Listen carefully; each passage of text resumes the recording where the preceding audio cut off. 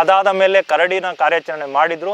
ಅದೊಂದು ದೊಡ್ಡ ಸ್ಟೋರಿನೇ ಆಗುತ್ತೆ, ಯಾವ್ಯಾವ ರೀತಿ ಕರಡಿನ ಕಾರ್ಯಾಚರಣೆ ಮಾಡಿದ್ರು ಅಂತ.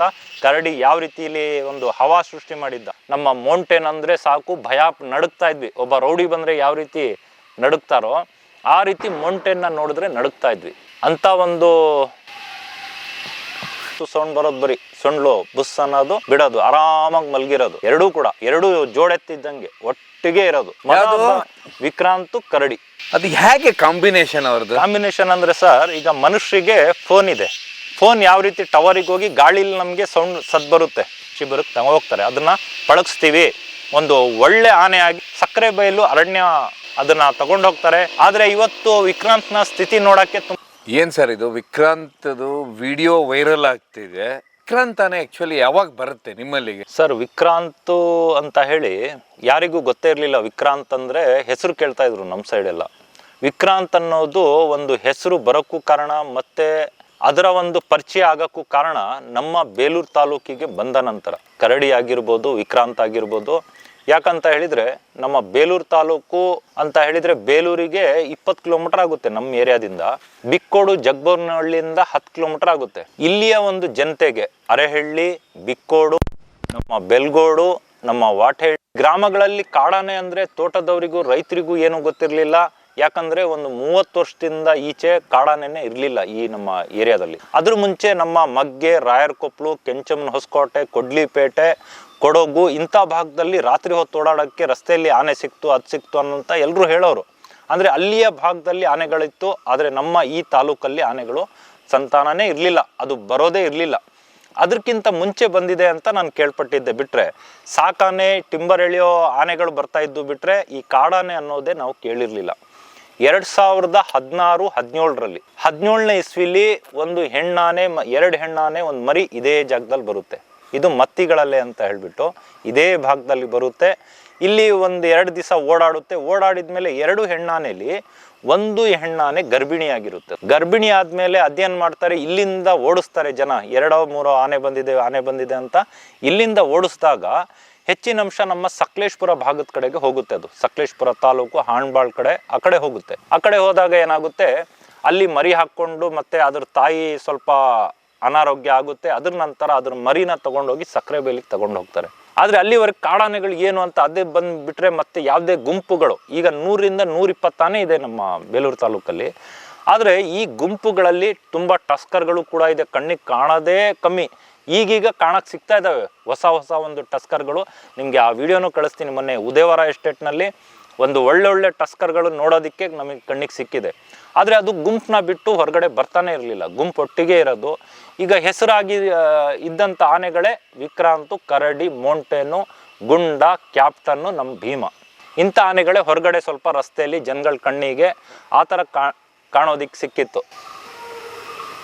ನೋಡಿ ಆನೆ ಸೌಂಡ್ ಅಲ್ಲ, ಆನೆ ಕೂಗಿದ್ದು ಜನ ಈಗ ಪಟಾಕಿ ಹೊಡೆದ್ರು. ನೋಡಿ ಈ ಥರ ಆನೆಗಳು ಹತ್ತಿರದಲ್ಲೇ ಇದೆ ನಮ್ಮದು.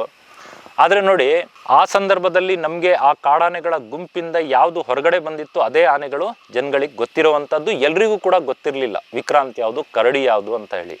ನಮ್ಮ ಬೇಲೂರು ತಾಲೂಕಿಗೆ ಬಂದಮೇಲೆ ಸ್ವಲ್ಪ ಆನೆ ಪ್ರೇಮಿಗಳು ತುಂಬ ಜನ ಇದ್ದಾರೆ. ಆನೆ ಕ್ರೇಜ್ ಜಾಸ್ತಿ. ಅದಕ್ಕಿಂತ ಜಾಸ್ತಿ ನಮಗಂತೂ ಆನೆ ಹುಚ್ಚು ಇನ್ನೂ ವಿಪರೀತ ಆಯಿತು. ಆನೆ ನೋಡಬೇಕು, ಅದಕ್ಕೊಂದು ಹೆಸರು ಕರಿಬೇಕು, ಅದನ್ನು ವೀಕ್ಷಣೆ ಮಾಡಬೇಕು, ಅದರ ಚಲನವಲನ, ಅದು ಯಾವ ರೀತಿ ತಿನ್ನುತ್ತೆ, ಯಾವ್ದ್ರ ಒಟ್ಟಿಗಿರುತ್ತೆ, ಎಷ್ಟು ಆನೆಗಳಿದೆ, ಎಲ್ಲ ಇದೇ ಹುಚ್ಚು. ಯಾವುದೇ ವ್ಯವಹಾರಕ್ಕೆ ಹೋಗಲಿ, ವ್ಯವಹಾರ ಬಿಟ್ಟು ನಾವು ಆನೆಗಳನ್ನ ನೋಡೋಕ್ಕೆ ಅದ್ರ ಹಿಂದೆ ಹೋಗುವಂಥ ಕೆಲಸ ನಾವು ಮಾಡಿದ್ದು. ಆ ಸಂದರ್ಭದಲ್ಲಿ ನಮ್ಮ ವಿಕ್ರಾಂತು ನಮ್ಮ ನೋಡೋದಕ್ಕೊಂಥರ ಖುಷಿ, ಅದ್ರ ಬೆನ್ನು ಹೈಟು, ಅದರ ಒಂದು ಸ್ಟೈಲ್ ಬೇರೆ. ನಮ್ಮ ಕರಡಿನೂ ಅದ್ರ ಒಟ್ಟಿಗಿರೋನು. ಮತ್ತು ನಮ್ಮ ಗುಂಡ, ನಮ್ಮ ಮೌಂಟೇನ್ ಅಂದರೆ ಸಾಕು ಭಯ ನಡುಗ್ತಾ ಇದ್ವಿ. ಒಬ್ಬ ರೌಡಿ ಬಂದರೆ ಯಾವ ರೀತಿ ನಡುಗ್ತಾರೋ ಆ ರೀತಿ ಮೌಂಟೇನ್ನ ನೋಡಿದ್ರೆ ನಡುಗ್ತಾ ಇದ್ವಿ. ಅಂಥ ಒಂದು ಏನ್ರಿ ಆನೆ ಕೂಗಾಡ್ತಾ ಇದೆ? ಆನೆ ಪಟಾಕಿ ಹೊಡಿತಿದ್ದಾರೆ. ಇಲ್ಲಿದೆ ಎಲ್ಲೋ? ಇಲ್ಲೇ ಇದೆ, ಪಕ್ಕದಲ್ಲಿದೆ ಆನೆ. ಸ್ವಲ್ಪ ನೀವು ನೋಡ್ಕೊಳ್ಳಿ, ಏನ್ ತೊಂದರೆ ಇಲ್ಲ. ಬಂದ್ರೆ ನಾವು ಸೇಫ್ ಆಗ್ಬೋದು, ಏನ್ ತೊಂದರೆ ಇಲ್ಲ. ಅದಕ್ಕೆ ತೊಂದರೆ ಕೊಟ್ರೆ ಮಾತ್ರ ನಮಗ್ ತೊಂದರೆ ಆಗುತ್ತೆ. ಏನು ಇಲ್ಲ, ಸಂಜೆ ಸಂದರ್ಭ ಆತರ ಆಗುತ್ತೆ. ಆದ್ರೆ ಅವತ್ತಿನ ಮಟ್ಟಿಗೆ ನಮ್ ವಿಕ್ರಾಂತ್ ಕರಡಿ ಒಟ್ಟಿಗೆ ಇದ್ದಿದ್ದು, ಕರಡಿ ಜೊತೆನೆ ಓಡಾಡ್ತಾ ಇದ್ದಿದ್ದು, ಕರಡಿ ಜೊತೆ ಮಲಗ್ತಾ ಇದ್ದಿದ್ದು ಇದೇ ತೋಟ. ನಾವು ಬರ್ಬೇಕಾದ್ರೆ ನಿಮಗೆ ನಾನು ತೋರಿಸ್ದೆ, ಇದೇ ಪಕ್ಕದಲ್ಲಿ. ಎಷ್ಟು ಗಂಟೆ ಮಲಗು ಸರ್ ಇದು? 12 ಗಂಟೆ 1 ಗಂಟೆವರೆಗೆ ಮಲ್ಗೋದು. ಅದ್ರೊಟ್ಟಿಗೆ ಮಲ್ಗೋದು. ಯಾರು ತೊಂದರೆ ಕೊಟ್ಟಿಲ್ಲ ಅಂದ್ರೆ 1 ಗಂಟೆವರೆಗೆ ಆರಾಮಾಗಿ ನಿದ್ದೆ ಹೊಡೆದು ಕಿವಿ ಅಲ್ಲಾಡ್ಸ್ತಾ ಬುಸ್ಸು ಬುಸ್ಸು ಸೌಂಡ್ ಬರೋದು, ಬರೀ ಸೊಂಡ್ಲು ಬುಸ್ ಅನ್ನೋದು ಬಿಡೋದು, ಆರಾಮಾಗಿ ಮಲ್ಗಿರೋದು. ಎರಡೂ ಜೋಡೆತ್ತಿದ್ದಂಗೆ ಒಟ್ಟಿಗೆ ಇರೋದು. ವಿಕ್ರಾಂತ್ ಕರಡಿ ದಂತನು ಒಂದೇ ತರ ಸೇಮ್ ಹೈಟು. ಬೆನ್ನಲ್ಲಿ ಮಾತ್ರ ಗೊತ್ತಾಗೋದು ಇದ್ರ ಬೆನ್ ವಿಕ್ರಾಂತ್ ಹೈಟ್ ಬರೋದು, ಕರಡಿದ್ದು ಫ್ಲಾಟ್ ಬರೋದು, ಅಗ್ಲ ಬರೋದು. ಅಷ್ಟೇ ವ್ಯತ್ಯಾಸ ಇದ್ದಿದ್ದು. ಜೊತೆಯಲ್ಲೇ ಇರ್ತಾ ಇತ್ತು, ಒಂಥರ ಖುಷಿ ಇರ್ತಾ ಇತ್ತು. ಆದರೆ ಇಲಾಖೆಗೆ ಯಾವುದೇ ರೀತಿ ಅದನ್ನ ಸೆರೆ ಹಿಡಿಬೇಕನ್ನೋದು ಹಠ ಇತ್ತು. ವಿಕ್ರಾಂತ್ ಕರಡಿ ಅಂತ ಒಂದು ಮೈಂಡ್ ಸೆಟ್ ಮಾಡ್ಕೊಂಡಿದ್ರು. ಸ್ವಲ್ಪ ದಿವಸದ ಹಿಂದೆ ಏನಾಯ್ತು, ಕರಡಿನೂ ಕೂಡ ಎಲ್ಲ ಕಡೆ ಒಂಟಿಯಾಗಿ ಓಡಾಡೋದು, ಜನಗಳಿಗೆ ನೋಡಿದ್ರೆ ಬೆರೆಸೋದು, ಮತ್ತೆ ಕ್ಯಾಪ್ಟನ್ ಜೊತೆಗೆ ಒಂದು ದೊಡ್ಡ ಕಾಳಗ ನಡೆಸ್ದ. ಇವೆಲ್ಲ ಆ ಉಲೇಮಕ್ಕಿ, ನೀವೊಂದ್ಸತಿ ಹಿಂದೆ ಬಂದಿದ್ರಿ, ಆ ಭಾಗದಲ್ಲಿ ನೀವು ನೋಡಿದಿರಾ. ಆ ಜಾಗದಲ್ಲಿ ಭಾರಿ ಫೈಟ್ ಆಡಿದಾಗ ಎಲ್ಲಾ ಕಡೆ ವಿಡಿಯೋಗಳು ಹರಿದಾಡಿದ್ವು, ವೈರಲ್ ಆದ ನಂತರ ಏನಾಯ್ತು, ಇಲಾಖೆಯಲ್ಲಿ ಕರಡಿನ ಕಾರ್ಯಾಚರಣೆ ಮಾಡಲೇಬೇಕು ಅನ್ನೋ ಒಂದು ಹಠ. ವಿಕ್ರಾಂತ್ ಅದ್ರ ಜೊತೆಗೆ ಯಾಕಂದ್ರೆ ಇದು ಜೋಡಿಯಾಗಿ ಯಾವಾಗ್ಲೂ ಜೋಡಿಯಾಗಿರೋದು. ಹಾಗಾಗಿ ಇಲಾಖೆಯವರು ಅದನ್ನ ಜೋಡಿನ ಕಾರ್ಯಾಚರಣೆ ಮಾಡಬೇಕು ಅನ್ನೋದು ಅವ್ರ ಹಠ ಇತ್ತು. ಅದಾದ ಮೇಲೆ ಕರಡಿನ ಕಾರ್ಯಾಚರಣೆ ಮಾಡಿದ್ರು. ಅದೊಂದು ದೊಡ್ಡ ಸ್ಟೋರಿನೇ ಆಗುತ್ತೆ, ಯಾವ್ಯಾವ ರೀತಿ ಕರಡಿನ ಕಾರ್ಯಾಚರಣೆ ಮಾಡಿದ್ರು ಅಂತ. ಕರಡಿ ಯಾವ ರೀತಿಲಿ ಒಂದು ಹವಾ ಸೃಷ್ಟಿ ಮಾಡಿದ್ದ. ಕರಡಿ ಅಂತ ಹೇಳಿದ್ರೇನೆ ಒಂದು ಹವಾ.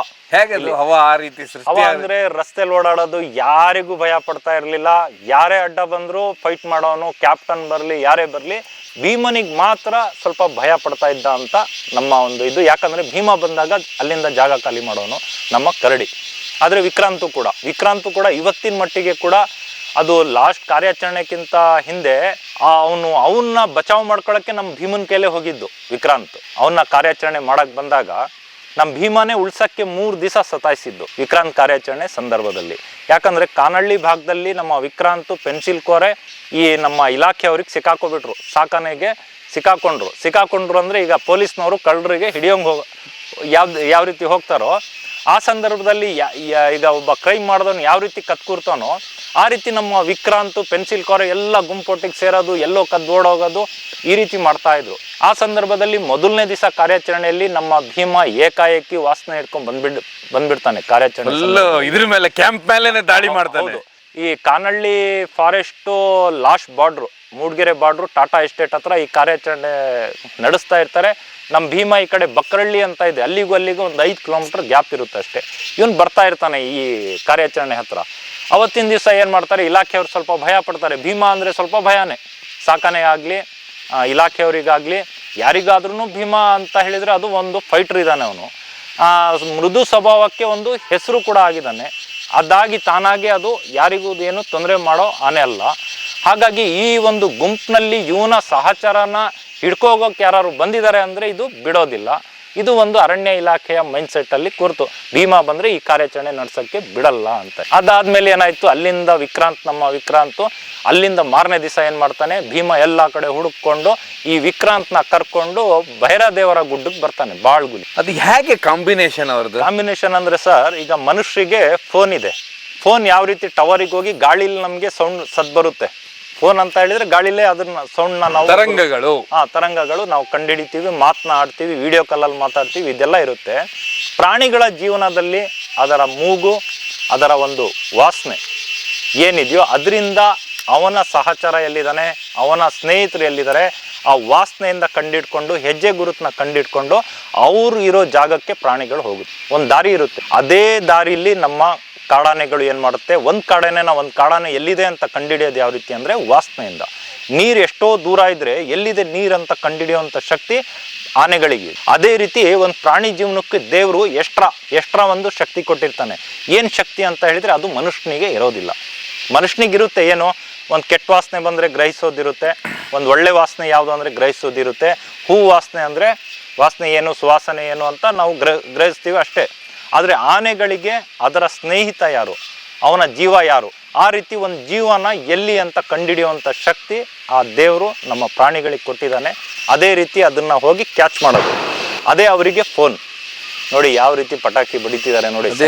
ಸಂಜೆ ಆದ್ರೆ ಈ ಪರಿ ಆನೆಗಳು ನೋಡಿ ಈ ತರ ಬಡಿಬೇಕಾದ್ರೆ ಯಾವ ಕಡೆಯಿಂದ ಆನೆಗಳು ಹೆಂಗ್ ಬರ್ತವೆ ಅಂತ ಹೇಳಕ್ಕಾಗಲ್ಲ ಸಂಜೆ ಟೈಮಲ್ಲಿ. ಯಾಕಂದ್ರೆ ಈಗ ಅಕ್ಕಪಕ್ಕ ಈಗ 40 ಆನೆ ಇದೆ, ಅದರಲ್ಲಿ ಈಗ ಟಸ್ಕರು ಇದೆ, ಮರಿಗಳಿದೆ, ತುಂಬಾ ಗುಂಪಿರೋದು. ನಮ್ಮ ಈ ಉದಯವಾರ ಬೆಲ್ಟ್ ಬರುತ್ತೆ, ಇದು ಗುಡ್ಬೆಟ್ಟ ಮತ್ತೆ ಉದಯವಾರ ರಸ್ತೆ ಅಂತ ಬರುತ್ತೆ, ಲಿಂಗಾಪುರ ಅಂತ. ಪೂರ್ತಿ ಆನೆ ಜಂಕ್ಷನ್ ಟೋಟಲ್ ಜಂಕ್ಷನ್. ನಮ್ಮ ಭುವನೇಶ್ವರಿಗೆ ರೇಡಿಯೋ ಕಾಲರ್ ಹಾಕಿದ್ದು ಇದೇ ಜಾಗದಲ್ಲಿ 6 ವರ್ಷ ಹಿಂದೆ. ಸೊ ಒಟ್ಟಾರೆಯಾಗಿ ಅವತ್ತು ಆನೆನ ಹಿಡಿತಾರೆ. ಹೌದು, ಇದಕ್ಕೆ ಭೀಮನ್ ದಾಟ್ ಕೊಟ್ಟು. ಹೌದು. ಆಮೇಲೆ ನೋಡಿ 3ನೇ ದಿವಸ 2ನೇ ದಿವಸ ಕಾರ್ಯಾಚರಣೆಗಂತ ಬರ್ತಾರೆ. ಅವತ್ತಿನ ದಿವಸ ಏನ್ ಮಾಡ್ತಾನೆ, ನಮ್ಮ ಇದು ಕಾರ್ಯಾಚರಣೆ ಮತ್ತೆ ವಿಫಲ ಆಗುತ್ತೆ, ಮತ್ತೆ ಅಡ್ಡಿಪಡಿಸ್ತಾನೆ ಭೀಮ. 3ನೇ ದಿವಸ ಈ ಭೈರಾದೇವರ ಗುಡ್ಡ ಬಾಳ್ಗುಲಿ ಗ್ರಾಮದಲ್ಲಿ ಏನ್ ಮಾಡ್ತಾನೆ, ಭೀಮ, ಪೆನ್ಸಿಲ್ ಕ್ವಾರೆ, ವಿಕ್ರಾಂತ್ ಎಲ್ಲ ಒಟ್ಟಿಗೆ ಸೇರಿರ್ತಾರೆ. ಭೀಮ ಅಡ್ಡಿಪಡಿಸ್ತಾ ಇರ್ತಾನೆ. ಇಲಾಖೆಯವರು ಎಲ್ಲ ಟ್ರ್ಯಾಕ್ ಮಾಡ್ತಾರೆ. ಈಗ ಏನು ಮಾಡೋದು, ವಿಕ್ರಾಂತ್ನ ಬೇರ್ಪಡಿಸ್ಬೇಕು, ಅದನ್ನು ಡಾಟ್ ಮಾಡಬೇಕು, ಭೀಮನ್ನ ಕೂಡ ದೂರ ಮಾಡಬೇಕು ಅಂತ. ಲಾಸ್ಟಿಗೆ ಕೊನೆ ಹಂತದಲ್ಲಿ ನಮ್ಮ ಭೀಮನ್ನ ದೂರ ಮಾಡೋಕ್ಕಾಗಲ್ಲ ಆ ಗುಂಪನ್ನ. ಯಾಕಂತ ಹೇಳಿದರೆ ವಿಕ್ರಾಂತ್ ಭೀಮನ್ ಬಿಟ್ಟು ಹೋಗಲ್ಲ. ಆ ಸಂದರ್ಭದಲ್ಲಿ ನಮ್ಮ ಇಲಾಖೆಯವ್ರು ಏನು ತಲೆ ಓಡಿಸ್ತಾರಂತ ಹೇಳಿದರೆ ಭೀಮನ್ನೇ ಡಾಟ್ ಮಾಡಿಬಿಡ್ತಾರೆ. ಭೀಮನ್ನೇ ಡಾಟ್ ಮಾಡಿ ಒಂದು 2-3 ಗಂಟೆ ಕಾಲ ಅವ್ನು ಕೂತಿದ್ದ ಜಾಗದಲ್ಲೇ ಕೂರ್ಬೇಕು, ಆ ರೀತಿ ಮಾಡಿಬಿಡ್ತಾರೆ. ಇದು ಒಂದು ನಮ್ಮ ಇಲಾಖೆಯವರ ಒಂದು ಬುದ್ಧಿ ಚಾಲಾಕಿ ಉಪಯೋಗಿಸ್ತಾರೆ. ಆದರೆ ಒಂದು ಜೀವಕ್ಕೆ ಭೀಮ ಮುಂಚೆ ಇದ್ದಿದ್ದ ಭೀಮನ್ ಥರ ಅಲ್ಲ. ಯಾಕಂದರೆ ತುಂಬ ಡಾಟ್ಗಳಾಗಿದೆ ಅವನ ಮೇಲೆ. ಅವತ್ತು ಗಾಯ ಆಗಿದ್ದ ಸಂದರ್ಭದಲ್ಲೂ ಭೀಮನ್ ಮೇಲೆ ತುಂಬ ಡಾಟ್ ಆಗಿದೆ. ಅದ್ರ ನಂತರ ಈಗ ಒಂದು ಕಾರ್ಯಾಚರಣೆಗೆ ಅಡ್ಡಿಪಡಿಸ್ತಾನೆ ಅಂತ ಹೇಳಿಬಿಟ್ಟು ಈ ವಿಕ್ರಾಂತ್ನ ಹಿಡಿಯೋಕ್ಕೋಸ್ಕರ ಅವನಿಗೆ ಅವತ್ತಿನ ಮಟ್ಟಿಗೂ ಕೂಡ 2-3 ಡಾಟ್ನ ಹೊಡೆದಿರ್ತಾರೆ. ಆ ಸಂದರ್ಭದಲ್ಲಿ ಅದಾದ ನಂತರ ಸ್ವಲ್ಪ ಭೀಮನ ಒಂದು ಶಕ್ತಿ ಕುಗ್ಗೋಯ್ತು ಅನ್ನೋದು ಒಂದು ಎಲ್ಲರ ಒಂದು ಪ್ರಶ್ನೆ ಆಗಿದೆ. ಆನೆ ಪ್ರೇಮಿಗಳು ಕೂಡ ಮಾತಾಡ್ತಾರೆ. ಸೊ ಇದಾದ್ಮೇಲೆ ವಿಕ್ರಾಂತನ ಅವತ್ತು ಹಿಡ್ಕೊಂಡು ಹೋಗ್ತಾರೆ. ಅವತ್ತಿ ಹಿಡಿಯಲ್ಲ, ಅವತ್ತಾದ ನಂತರ ಏನು ಮಾಡ್ತಾರೆ, ವಿಕ್ರಾಂತ್ನ ಮತ್ತೆ ಫಾಲೋ ಮಾಡ್ತಾರೆ. ವಿಕ್ರಾಂತ್ ದೂರ ಹೋಗ್ತಾನೆ ಭೀಮನ್ ಮೇಲೆ ಡಾಟ್ ಆದ ತಕ್ಷಣ. ಅಲ್ಲಿಂದ ಉತ್ತೋಳು ಭಾಗ ಅಂತ IBC ಎಸ್ಟೇಟ್ ಕಡೆಗೆ ಹೊರಡ್ತಾನೆ. ಅಲ್ಲೇನು ಮಾಡ್ತಾರೆ, ETFನವರು ಅದನ್ನು ಫಾಲೋ ಅಪ್ ಮಾಡ್ತಲೇ ಇರ್ತಾರೆ, ಡಾಕ್ಟರ್ಸ್ ಇರ್ತಾರೆ. ನಮ್ಮ ವಿಕ್ರಾಂತ್ ಮೇಲೆ ಡಾಟ್ ಮಾಡ್ತಾರೆ. ಡಾಟ್ ಮಾಡಿದಾಗ ಏನು ಮಾಡುತ್ತೆ, ಆ ಉತ್ತೋಳು ಭಾಗದಿಂದ ವಾಟಹಳ್ಳಿ ಅನ್ನೋ ಒಂದು ಭಾಗಕ್ಕೆ ಬರುತ್ತೆ. ರಸ್ತೆಯಲ್ಲೇ ನಡ್ಕೊ ಡಾಟ್ ಆದಮೇಲೆ ಒಂದು ಕಡೆ ಹೋಗಿ ಅದು ಬೀಳುತ್ತೆ ನಮ್ಮ ವಿಕ್ರಾಂತ್. ಅದಾದಮೇಲೆ ಎಲ್ಲ ಕಡೆ ವಿಡಿಯೋಗಳು ಹರಿದಾಡಿದ್ವಿ. ಅಲ್ಲಿಂದ ಇಲಾಖೆಯವ್ರು ಏನು ಮಾಡ್ತಾರೆ, ಅಲ್ಲಿಂದ ಲೋಡ್ ಮಾಡಿ ಸಕ್ಕರೆಬೈಲು ಅರಣ್ಯ ಒಂದು ಇದಕ್ಕೆ ಸಾಕಾಣೆ ಶಿಬಿರಕ್ಕೆ ಹೋಗ್ತಾರೆ. ಅದನ್ನು ಪಳಗಿಸ್ತೀವಿ, ಒಂದು ಒಳ್ಳೆ ಆನೆಯಾಗಿ ನಾವು ಪರಿವರ್ತನೆ ಮಾಡ್ತೀವಿ ಅಂತ ಹೇಳಿ ಅದನ್ನು ತಗೊಂಡೋಗ್ತಾರೆ. ಆದರೆ ಇವತ್ತು ವಿಕ್ರಾಂತ್ನ ಸ್ಥಿತಿ ನೋಡೋಕ್ಕೆ ತುಂಬ ಬೇಸರ ಆಗ್ತದೆ. ಸರ್, ಇದಾದ ಮೇಲೆ ಈಗ ಬಹುದೊಡ್ಡ ಸುದ್ದಿ ಬರ್ತಾ ಇರೋದು ಅಂದರೆ, ಈಗಾಗಲೇ ಜೋಸೆಫ್ ಹೂವರ್ ಅವರು ದೊಡ್ಡ ಮಟ್ಟದಲ್ಲಿ ಅದರ ಬಗ್ಗೆ ಹೋರಾಟನೇ ಪ್ರಾರಂಭ ಮಾಡಿದ್ದಾರೆ, ಅಭಿಯಾನ ಶುರು ಮಾಡಿದ್ದಾರೆ. ವಿಕ್ರಾಂತ್ ಹಿಡಿಯುವತ್ತಿಗೆ ಆವತ್ತಿನ ದಿವಸ ನೀವು ಅವತ್ತು ಕಾರ್ಯಾಚರಣೆ ನೋಡ್ತಾ ಇದ್ರ, ಒಂದು ಕಡೆಯಿಂದ ಸರಿಯಾಗಿತ್ತು, ಒಂದು ಗಾಯನೂ ಆಗಿರಲಿಲ್ಲ. ಇವತ್ತದು ಬದುಕಿನ ಮಧ್ಯ ಇದೆ ಅಲ್ಲ ಸರ್, ಏನಾಗಿದೆ ಸರ್? ನಾವು ಒಂದು ನೋಡಿದ ಮಟ್ಟಿಗೆ ಕಾರ್ಯಾಚರಣೆ ಮಾಡಿ ಸಕ್ಕರೆಬೈಲು ಸಾಕಾಣೆ ಶಿಬಿರಕ್ಕೆ ಹೋಗ್ತಾರೆ. ಆ ಸಂದರ್ಭದಲ್ಲಿ ಅಲ್ಲಿ ತಗೊಂಡು ಹೋದ ನಂತರ ಅಲ್ಲಿ ಪಳಗಿಸುವ ಸಂದರ್ಭದಲ್ಲಿ ಅದರ ಕಾಲ್ಗಳಿಗೆ ಗಾಯ ಆಗಿದೆ, ಹೊಡೆದಿದ್ದಾರೆ. ಮಾವುತರು ಆಗಿರ್ಬೋದು, ಕಾವಾಡಿನೂ ಆಗಿರ್ಬೋದು, ಯಾರೋ ಆಗಿರ್ಬೋದು. ಅದನ್ನು ಯಾರು ಪಳಗಿಸ್ತಾ ಇದ್ರೋ ಅವರು ತುಂಬ ಅದ್ರ ಮೇಲೆ ತುಂಬ ಒಂಥರ ಕ್ರೂರಿಗಳ ಥರ ನಡ್ಕೊಳ್ತಿದ್ದಾರೆ ಅನ್ನೋ ಒಂದು ಮಾಹಿತಿ ಕೇಳ್ಪಟ್ಟಿದ್ವಿ. ಆಗಿದೆ. ಇಲ್ಲಿಂದ ತಗೊಂಡು ಹೋದ ನಂತರ ಸಕ್ಕರೆಬೈಲು ಸಾಕಾಣೆ ಶಿಬಿರದಲ್ಲಿ ಏನು ಪಳಗಿಸಿ ನಾವು ಒಳ್ಳೆ ಆನೆಯಾಗಿ ಪರಿವರ್ತನೆ ಮಾಡ್ತೀವಿ ಅನ್ನೋದು ಅರಣ್ಯ ಇಲಾಖೆಯ ಅಲ್ಲಿಯ ಒಂದು ಇದ್ದಿತ್ತು, ಒಳ್ಳೆ ಆನೆಯಾಗಿ ಮಾಡ್ತೀವಿ ಅಂತ ಹೇಳಿ. ಆದರೆ ಇವತ್ತು ವಿಕ್ರಾಂತ್ನ ಪರಿಸ್ಥಿತಿ ನೋಡಿದರೆ ತುಂಬ ಒಂದು ಕೆಟ್ಟ ಸ್ಥಿತಿಲಿದೆ. ಕೆಟ್ಟ ಅಂತ ಹೇಳಿದರೆ ಅದು ಬದುಕುಳಿಯುತ್ತೋ ಅನ್ನೋದೇ ಒಂದು ಪ್ರಶ್ನೆಯಾಗಿ ಉಳಿದಿದೆ. ಯಾಕಂತ ಹೇಳಿದರೆ ಕಾಲಲ್ಲಿ ತುಂಬ ಗಾಯಗಳಾಗಿದೆ.